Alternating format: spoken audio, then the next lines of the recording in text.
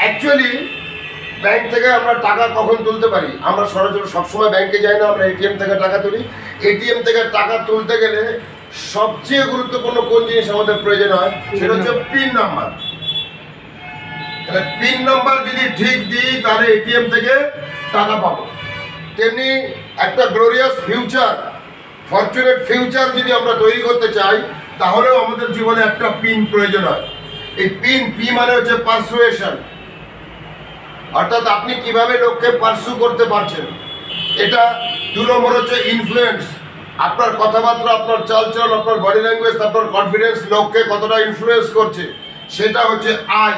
আর M, আপনার টানাপোড়েন বা বোঝাপড়া আপনার কথাবার্তার মধ্যে দিয়ে কাস্টমারের বিশ্বাসকে আপনার বিশ্বাসের মধ্যে কনভার্ট করার যে নেগোসিয়েশন, এই 3টে জিনিসকে একসঙ্গে বলা হয় পিন।